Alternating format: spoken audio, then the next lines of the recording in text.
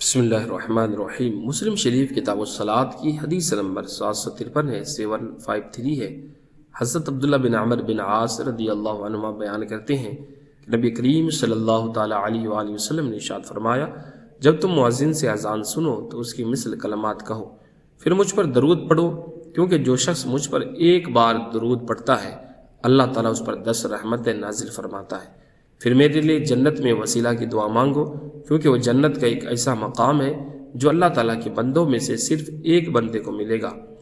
اور مجھے امید ہے کہ وہ شخص میں ہوں گا، اور جو شخص میرے لیے اس مقام کی دعا مانگے گا اس کے حق میں میری شفاعت واجب ہو جائے گی۔ اس حدیث کی شرح میں شارح مسلم علامہ غلام رسول سعیدی رحمۃ اللہ علیہ فرماتے ہیں کہ اس حدیث میں رسول اللہ صلی اللہ علیہ وسلم نے اپنے لیے 2 دعائیں کرنے کے لیے فرمایا، ایک دعائے رحمت یعنی درود شریف، دوسرا وسیلہ یعنی جنت میں مقام خاص کے حصول کی دعا۔ لیکن اس کا یہ مطلب نہیں ہے کہ کوئی شخص اس تصور سے رسول اللہ صلی اللہ علیہ وسلم کے لیے دعا رحمت درود شریف کرے کہ اس کی دعا سے رسول اللہ صلی اللہ علیہ وسلم کو کوئی فائدہ پہنچے گا اور اس کی دعا سے آپ کو کوئی رحمت حاصل ہوگی۔ ایسا سوچنا یقیناً گمراہی ہے، کیونکہ رسول اللہ صلی اللہ تعالی وسلم تو خود رحمت مجسم ہے، رحمت للعالمین ہے۔ اللہ تعالی ہمیشہ آپ پر رحمت نازل فرماتا ہے، اس کے فرشتے آپ کے لیے طلب رحمت کرتے ہیں، بلکہ آپ کے روزے پر، جیسا فتوی قاضی خان کے اندر ہے کہ آپ کے روزے انور پر 70,000 فرشتے روزانہ درود پڑھتے ہیں۔ اس لیے اذان سن کر جو شخص درود پڑھے وہ یہ سمجھ کر پڑھے کہ اس درود پڑھنے میں میرا فائدہ ہے اور اللہ تعالیٰ اس بہانے سے مجھ پر 10 رحمتیں نازل فرمائے گا۔ نیز جب میں سرکار صلی اللہ علیہ وسلم پر درود پڑھوں گا اور آپ کے لیے دعائے رحمت کروں گا تو میرا شمار بھی آپ کے خیر خواہوں اور نمک خوار غلاموں میں ہوگا۔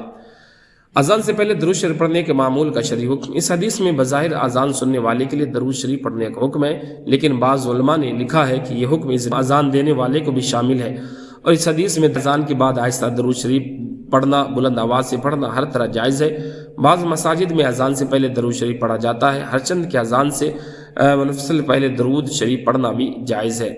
اگر اذان کے بعد درود شریف پڑھا جائے تو اس حدیث کے مطابق ہوگا۔ نیز اذان کے بعد درود شریف ہمیشہ جہر کے ساتھ نہ پڑھا جائے، بلکہ کبھی آہستہ اور کبھی جہر کے ساتھ پڑھا جائے، تاکہ یہ لازم نہ آئے کہ اپنی خواہش سے درود شریف کو عملاً جہر کے ساتھ مقید کر لیا ہے۔ بعض مساجد میں اذان سے پہلے دائماً جہر سے درود شریف پڑھتے ہیں، ہر چند کے اس کے جواز کی بھی گنجائش ہے، تاہم بہتر طریقہ یہ ہے کہ جس طرح رسول اللہ صلی اللہ علیہ وسلم اور صحابہ کرام کے دور میں اذان دی جاتی تھی اسی طرح اذان دی جائے، اور اذان کے ساتھ اپنی طرف سے کسی سابقہ اور لاحقہ کا اضافہ نہ کیا جائے۔